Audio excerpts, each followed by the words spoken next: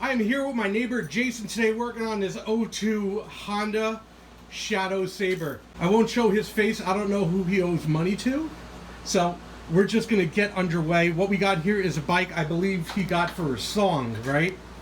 It's got other things that are being done to it, some cosmetic work, some repair work, and what have you. The scope of this project is going to be carb removal, carb rebuild, reinstallation, balancing, and all that good stuff. This is going to start with the removal of the tank. Obviously, we're going to take a look in the tank as well when we get that off of there, pull the carbs from the unit and get it out of here, and then we're going to have a separate project for that. As it stands now, we have the fender is already removed in the back. That's of little consequence, but it will provide us with some visibility for the rear tab for the tank. So let's get started. First order of business, of course, is we're going to have to drain the gas tank by the thing I'm not allowed to say on YouTube, that thing right there. We're going to hook up a gas can to it. We're going to drain them out right quick. Honda off is in the forward position. Oh yeah, that fuel looks like it's seen better days. We're going to give this tank a proper flush too when we get to that point. But for now, I got that off. We're going to match a hose onto the top of this and drain this out. There we go. We got the tank draining nicely. Maybe we'll take the gas cap off to make this more expeditious. Cap nut comes off with a 12mm spare. Bolt came up and the springs kind of raised the seat. A little bit different from stock, but you know, not rocket science. Front bolt will be 8mm. Before I lift the tank, of course, I'm going to disconnect this fuel line, and this gas is probably good for the tractor. I would never put this in something again. Cool. Yeah, shut this off. This is going to need attention, by the way. We've already discovered at this point the tank has adequate separation for liftoff. What we're going to do is plan for a good spot to put the tank down on a table, not on the concrete. I see those pictures and I cringe. We're going to find a nice spot on a table, put some towels down, and then we're going to lift off the tank. My beautiful assistant will now no, my assistant will now carefully lift the tank as I straighten the bars directly off the bike, while I go around the other side and disconnect the line from here. There we go. And the tank is disconnected and can be moved onto the table. Then we emptied the rest of the tank because, like a Yutz, I didn't put it on reserve when I was emptying the tank. So I only emptied, like, you know, 3/4 of the tank. So just a reminder, when you're emptying the tank, put it on reserve. This is not the one that has the screws on it for the rebuildable. So what I'm going to do is I'm just going to remove this from the tank, and Jason could go and get a new one from Honda. And also this will allow that filter to be removed in here, and the tank can be flushed properly. Let's take this off right now, right quick, while we're here.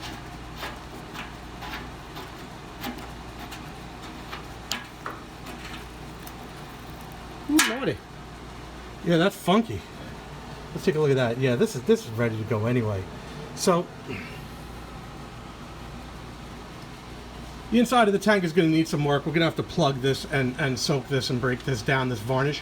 For this type of varnish, we're going to go with kerosene is what we're going to use. We're going to use some refined kerosene. Okay, now we'll start with the top side here.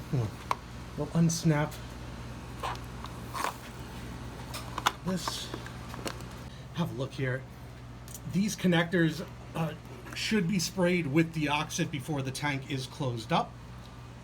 I will leave the cover off also as a reminder that this should be done. So next thing we're going to do is we're going to remove this intake manifold right here. The air box is the frame, as you can see. My assistant again will be loosening the brackets. This is a Phillips screw. Unlike the Yamaha, it's not the Torx or the Hex as it was. Sorry about that. These also have the pieces that show you the correct positioning of it. We're going to remove this as well, and this will be a 10mm. We're going to move it right from the rear cylinder, and the other side I will remove from here. So what we're going to do is we're going to loosen that screw right there and that screw right there. Not too much, just enough so that the bracket is loose. There's actually a breaking point right here for this pipe. So you could loosen it here as well. It comes out in 2 pieces, makes it easier. Well, it wasn't necessary, but it did the job. So we're gonna start to move just a couple things out of the way as this unfolds. You know, unplug the spark plug wires right quick. I pulled this cable back. This hose was from the original tank removal, right?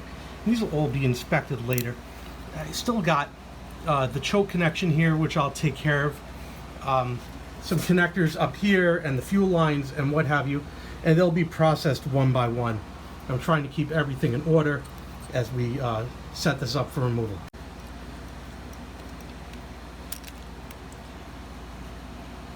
I think Yamaha has a more elegant way to do this, but I'll sign off on this if that's how they want the choke removed. Choke from the other side too. A little dirty. Again, not a horror story, but needs a cleaning. Oh lordy, this line is on there. I'm gonna see if I could just pry under it with a flathead screwdriver. I don't want to break it. I just want to break the seal. But now I'm gonna do the other one. Pull off this ventilation connection here. This doesn't appear to be connected to anything, which I guess for now is just fine. So I'll just remove these connections from the carb on this side and over here, and that should be helpful. And then we have number 1 is disconnected. Number 2 is disconnected. Pull that out. We have a lot more room to work now. I don't see anywhere where that had connected to forward. I assume that is disconnected. I may have the room I need to get to that other fuel line now. Let me give a crack at it. And I've got that other fuel line off. I should be able to back out both of these fuel lines now, which I can do with one hand, but it should be able to come out and pull back here. Here's the double fuel line. We're gonna do the same method we do on the Yamahas. We're gonna use the fuel pump and the drill bit to purge out his fuel system later.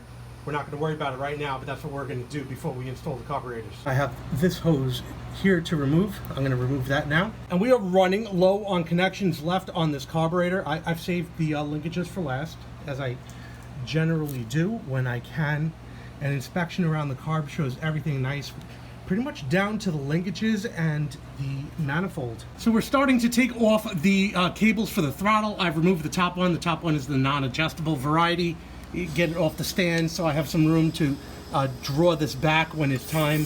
I'll remove the other one and take the pegs off. Obviously, standard procedure. I can't get at the other screw with this cover in the way. So I'm having my assistant remove this chrome cover on the head so that we could get that other screw. Unbelievable. I don't know. Ow. As a point of reference, this is 5mm hex to remove these bolts, to take off this cover, to get at the screw, to remove the throttle cable, to pull out the carb. Okay. So now we'll continue. I've discovered if you're looking for just a little more room and a little more light to do this job, you may find it nice to actually remove these covers. Buys you just a little bit. I've made that discovery now. We may take them all off in anticipation for the installation of the carburetor. So I'm going to come back to that when this deinstallation is done. Due to constraints, the inability to pull this out, there's just no room to do this.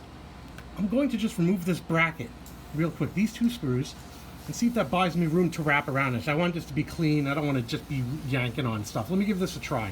Yeah, so the removal of that bracket makes all the difference. It also holds that choke cable too on this side. I'm going to screw the bracket right back in just so it doesn't get lost. There's no reason to have it off now. Furthermore, this technique didn't require any adjustment of the cable. Now I am unscrewing the carb from the manifold here. I'm trying to get my camera in there. It's a flathead. Loosening it up so we could unseat the carb. This is on both sides, obviously.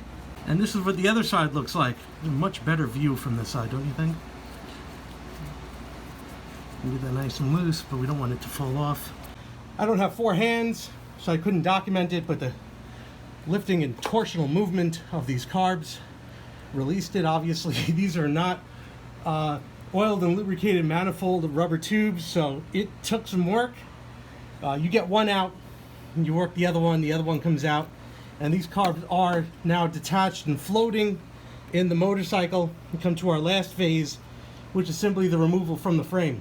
Yes, these chrome pieces will have to come out. It just blocks the clearance of the carburetor.